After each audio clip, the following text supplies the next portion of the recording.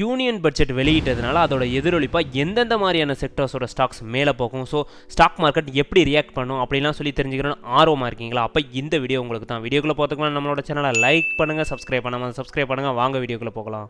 முதல்ல எதுக்காக பட்ஜெட் போடுறாங்க அப்படிங்கிறத தெரிஞ்சுக்கும். நம்ம ஒரு வீட்டுக்கு எப்படி மாதம் பட்ஜெட் போடுறோமோ அதே மாதிரி பார்த்தீங்கன்னா நாட்டுக்கும் பட்ஜெட் போடுவாங்க. ஸோ அந்த பட்ஜெட் மூலியமாக பார்த்தீங்கன்னா அவங்க அதை ரன் பண்ணால் தான் நாட்டோட எக்கனாமிக்கல் க்ரோத் நல்லா இருக்கும். அதனால தான் பார்த்தீங்கன்னா இவங்க பட்ஜெட் போடுவாங்க. சரி, ஓகே, இந்த பட்ஜெட்னால எப்படி ஸ்டாக் மார்க்கெட்டில் எந்தெந்த மாதிரியான செக்டார்ஸோட ஸ்டாக்ஸ் மேலே போகும் அப்படின்னு சொல்லி பார்க்கலாம். இவங்க பார்த்தீங்கன்னா ரூரல் டெவலப்மெண்ட்டுக்காக 2.66 lakh crores பார்த்தீங்கன்னா அலோகேட் பண்ணியிருக்காங்க.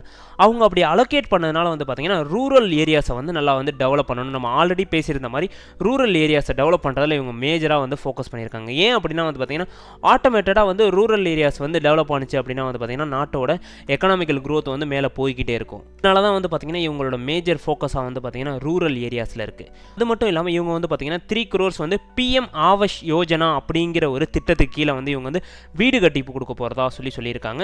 ஸோ இது பார்த்தீங்கன்னா ரூரல் அண்ட் அர்பன் ஏரியாஸுக்கு ரெண்டுக்குமே பொருந்தும் அப்படின்னு சொல்லியிருக்காங்க. இதனால பார்த்தீங்கன்னா ஃபினான்ஸ் செக்டார்ஸோட ஸ்டாக்ஸ் எல்லாமே மேலே போகும். ஸோ இவங்க பார்த்தீங்கன்னா இவங்க வீடு கட்டி கொடுக்கறதுனால பார்த்தீங்கன்னா பேங்க்ஸில் லோன்ஸு, ஸோ இந்த மாதிரி எல்லா விஷயமும் எடுக்கிறதுனால பார்த்தீங்கன்னா ஃபினான்ஸ் செக்டார்ஸோட ஸ்டாக்ஸ் எல்லாமே மேலே போகும். அடுத்ததாக அக்ரிகல்ச்சருக்காக 1.52 lakh crores அலோகேட் பண்ணியிருக்காங்க. ஸோ அதனால பார்த்தீங்கன்னா அக்ரிகல்ச்சரை நல்லா டெவலப் பண்ணணும். ஸோ அவங்களோட focus agriculture, so rural areas இந்த மாதிரி இருக்குது. ஸோ அக்ரிகல்ச்சரில் எப்படி ஸ்டாக்ஸ் மேலே போகும்? அக்ரிகல்ச்சரை டிபெண்ட் பண்ணியிருக்க கெமிக்கல்ஸு, ஸோ அது மட்டும் இல்லாமல் மோட்டார்ஸு, டிராக்டர்ஸு, ஸோ இந்த மாதிரியான ஸ்டாக்ஸ் எல்லாமே மேலே போகும். அக்ரிகல்ச்சரில் எந்தெந்த விஷயங்கள்லாம் மேஜராக ப்ளே பண்ணுதோ ஸோ அந்த மாதிரியான கம்பெனியோட ஸ்டாக்ஸ் எல்லாமே மேலே போகும்.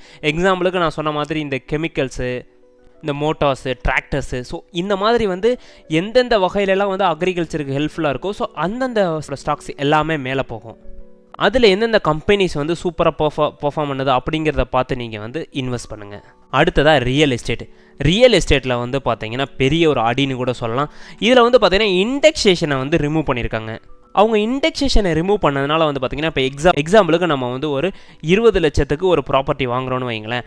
அதை பார்த்தீங்கன்னா நம்ம ஒரு 40 லட்சத்துக்கு விற்கிறோம் அப்படின்னா பார்த்தீங்கன்னா ஒரு 2 years கழிச்சு அதில் பார்த்தீங்கன்னா நமக்கு 20 லட்ச ரூபா லாபம். ஸோ அந்த 20 லட்சத்தில் இண்டெக்ஸேஷன் பெனிஃபிட் அப்படின்னு சொல்லிட்டு ஒரு இது இருக்கும். ஸோ அதை வச்சு நம்ம அதுலேருந்து நம்ம மைனஸ் பண்ணிவிட்டு மிச்சம் இருக்கிறத நம்ம பே பண்ணிவிட்டு வந்துடலாம். எல்லாமே பார்த்தீங்கன்னா மற்ற அமௌண்ட் எல்லாமே நமக்கு ப்ராஃபிட் தான். இப்போ பார்த்தீங்கன்னா அந்த இண்டெக்ஸேஷன் பெனிஃபிட்டே ரிமூவ் பண்ணதுனால மொத்த டேக்ஸையும் நம்ம பே பண்ணணும்.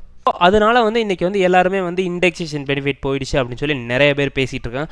அடுத்ததான் நம்ம எல்லாரும் எதிர்பார்க்கக்கூடிய ஃபைனல் டச்சாக கோல்டு அண்ட் சில்வரோட டேக்ஸை பார்த்தீங்கன்னா 6% கம்மி பண்ணியிருக்காங்க. அது மட்டும் இல்லாமல் பிளாட்டினத்தோட டேக்ஸை பார்த்தீங்கன்னா 6.4% குறைச்சிருக்காங்க. அப்படி அவங்க குறைச்சதுனால பார்த்தீங்கன்னா கோல்டோட ப்ரைஸ் எல்லாமே கம்மியாகி ஸோ நமக்கு பார்த்தீங்கன்னா நிறைய பேர் கோல்டு வாங்குறதுக்கான ஒரு நேரம்னு சொல்லலாம்.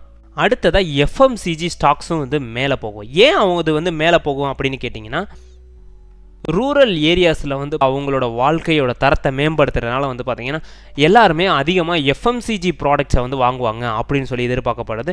அது மட்டும் இல்லாமல் டாக்ஸேஷனையும் எல்லாத்தையும் கம்மி பண்ணியிருக்கிறதுனால மக்கள் அதிகமான ஆர்வத்தை எஃப்எம்சிஜி ப்ராடக்ட்ஸில் காமிப்பாங்க அப்படின்னு சொல்லி எதிர்பார்க்கப்படுது. அதனால தான் பார்த்தீங்கன்னா இன்றைக்கி ஐடிசி கம்பெனியோட ஸ்டாக்ஸ் மேலே போயிட்டு இருக்கு. ஏன்னா அது ஒரு மேஜர் பெர்ஃபார்ம் பண்ணுறது பார்த்தீங்கன்னா எஃப்எம்சிஜியில் ஒரு மேஜர் பெர்ஃபார்ம் பண்ணுது. அதனால பார்த்தீங்கன்னா அதோட ஸ்டாக்ஸ் மேலே போய்கிட்டே இருக்குது. இதனால பார்த்தீங்கன்னா எஃப்எம்சிஜி ஸ்டாக்ஸ் மேலே போகும். இந்த மாதிரி தான் யூனியன் பட்ஜெட்டுக்கு ஸ்டாக் மார்க்கெட் ரியாக்ட் பண்ண போகுது அப்படின்னு சொல்லி பல ரிசர்ச்சாளர்கள் சொல்கிறாங்க. ஸோ எதிர்பார்க்குறோம் நம்மளும். ஸோ இந்த மாதிரி நீங்கள் எந்தெந்த மாதிரியான செக்டார்ஸோட ஸ்டாக்ஸ் நீங்கள் பை பண்ணியிருக்கீங்க அப்படிங்கிறத நம்மளோட கமெண்ட்டில் சொல்லுங்கள். ஸோ